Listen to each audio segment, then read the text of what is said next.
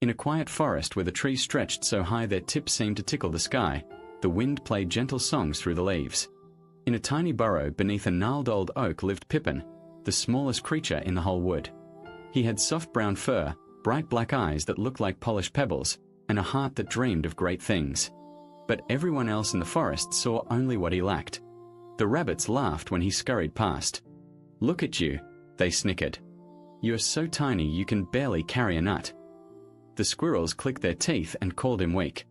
The birds glided overhead and, in muffled voices that sounded like a breeze, told him he was too little to matter. Each insult landed like a pebble on Pippin's back, but he wrapped himself in a secret promise.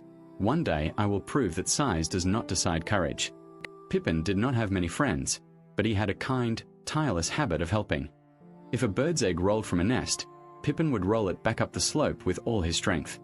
When a frog lost its way, Pippin would guide it back to the pond along the mossy stones.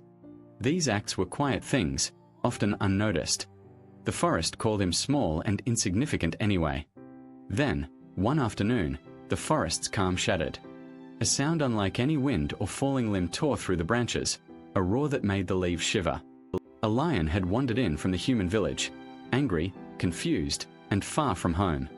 Panic scattered like dandelion seeds. Birds fled. Rabbits vanished down their warrens. Even the proud deer and the pack of wolves melted into the shadows behind trunks. By dusk, the animals had found the lion.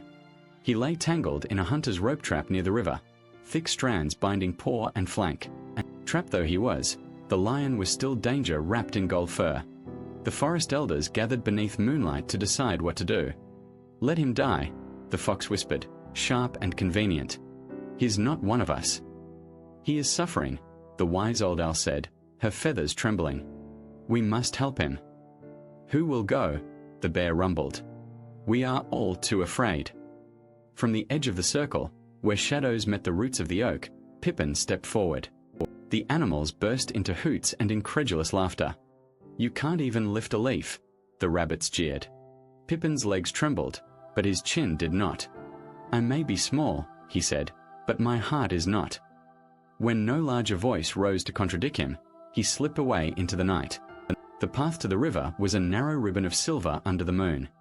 Fear clung to the trees, but Pippin kept going. He arrived to find the lion curled, a magnificent silhouette against the dark water, head bowed and breathing shallow. His golden mane was tangled, his eyes smoldering with pain and fury. The lion snorted and, seeing Pippin, let out a roar that rolled down the bank and shook loose pebbles. Pippin did not flee. He climbed carefully onto the thick rope, feeling the coarse fibers under paw. "I have come to help you," he whispered, small against the lion's shadow. The lion tilted his head, incredulity softening his roar into a low, bewildered growl. "You, a mouse?" he asked. Pippin set to work. He bit. He gnawed. The rope was tough and the hours pressed like heavy blankets, but Pippin chewed thread by thread.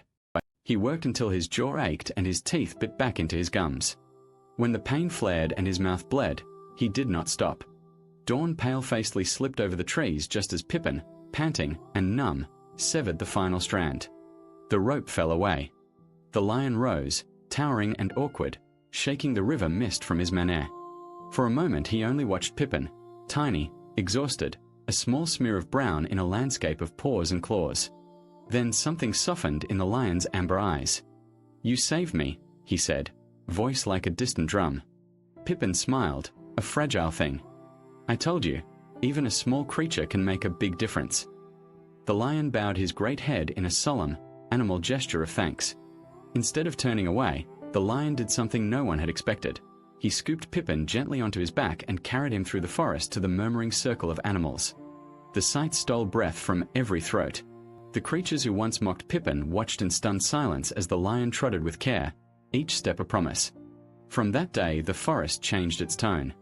They no longer called Pippin weak or useless.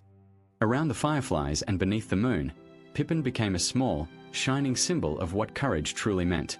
The lion, humbled, grateful, and newly bound to the life of the wood, stood as Pippin's friend and protector. Together they kept the forest safe, a surprising pair, one great, one tiny, both brave. Pippin's story traveled beyond the whispering trees. Humans who heard the tale carried it home, telling their children, "Be like Pippin. Be kind. Be brave. No act of kindness is ever too small," they said. No heart is ever too weak to show courage. So whenever someone whispers that they are too little or too late, remember the mouse who gnawed through rope and fear. Remember small hands moving stubbornly, small voices saying, "I will try." For sometimes the world's mightiest hero is the one nobody expects, the one whose courage lives in a heart that never stopped believing in itself.